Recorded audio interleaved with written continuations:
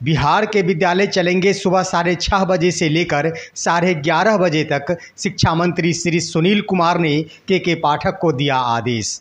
और BPSC TRE 2 के तहत सप्लीमेंट्री रिजल्ट के लिए शिक्षा विभाग ने बनाया मन।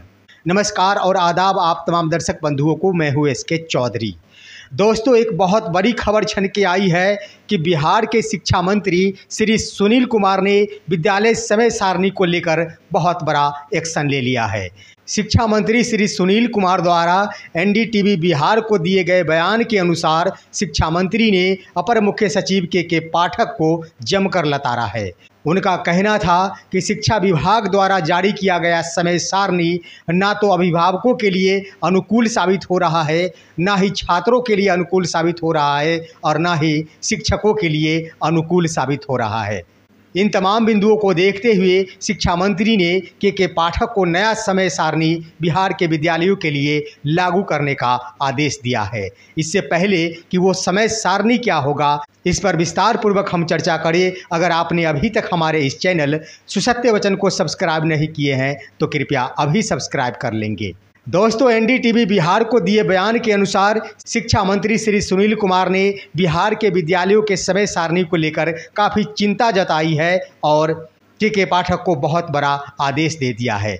उसका प्रमुख कारण ये था कि बिहार में चारों तरफ माननीय मुख्यमंत्री और शिक्षा मंत्री की जमकर बेइज्जती हो रही थी।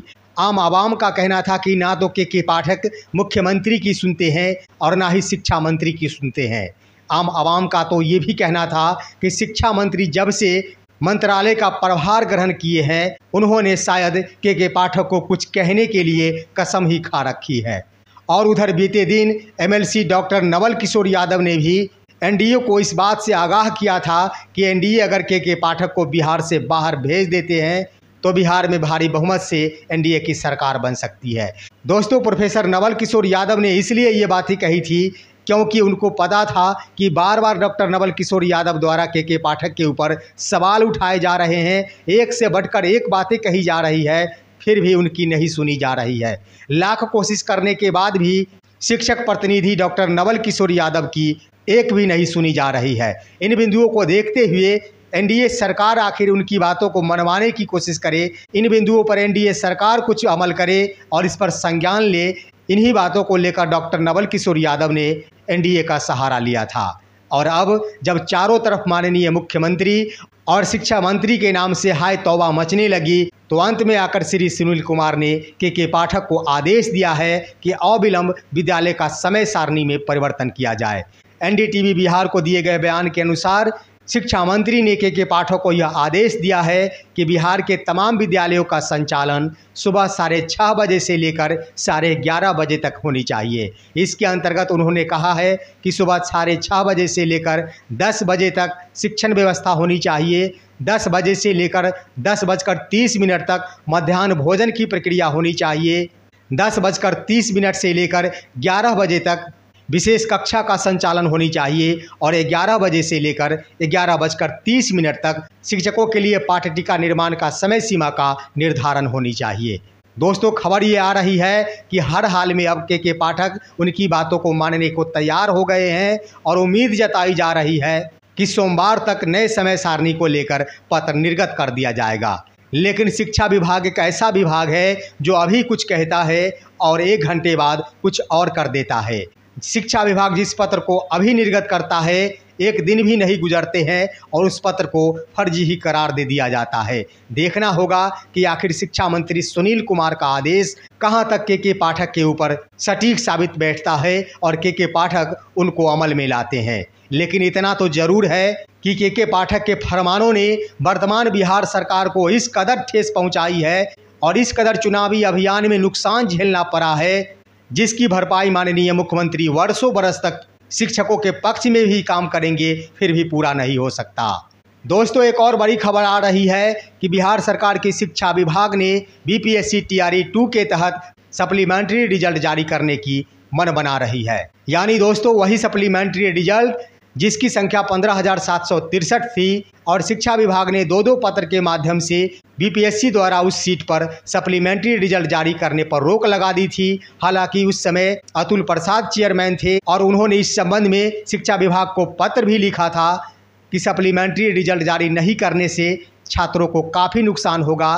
फिर भी के पाठक द्वारा आदेश नहीं दिया गया था सप्लीमेंट्री रिजल्ट जारी करने को लेकर। लेकिन अब जब शिक्षा विभाग और बीपीएससी चारों तरफ शिक्षा बहाली को लेकर फजीहत झेल रही है तो अब उनको सप्लीमेंट्री रिजल्ट नजर आने लगा है। वहीं शिक्षक अभ्यर्थियों का कहना है कि अब तमाम शिक्षक अभ्यर्थियों को सप्लीमेंट्री की आवश्यकता नहीं है, रिवाइज रिजल्ट की आवश्यकता है।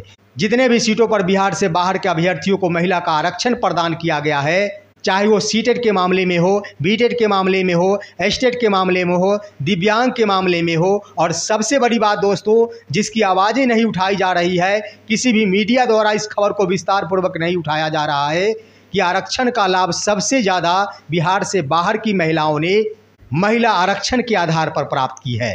यानी 50% आरक्षण के आधार पर बिहार से बाहर के अधिकांशतः महिलाओं की नियुक्ति हुई है। जहां तमाम बिहार से बाहर की महिलाओं को पुरुषों के सीट पर जाना था, महिलाओं के सीट पर उनकी बहाली नहीं होनी थी। यानी कह दिया जाए तो यूआरएफ के कोटि पर बिहार से बाहर की महिलाओं को किसी भी सूरत में बहाली नहीं होनी थी।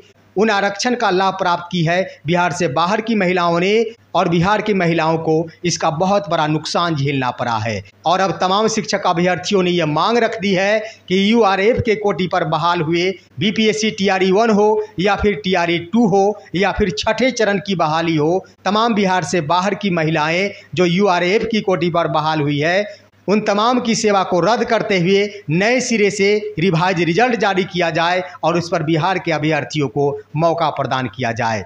बिहार के अभ्यर्थी सप्लीमेंट्री रिजल्ट नहीं चाहते हैं, उन्हें रिवाइज रिजल्ट चाहिए।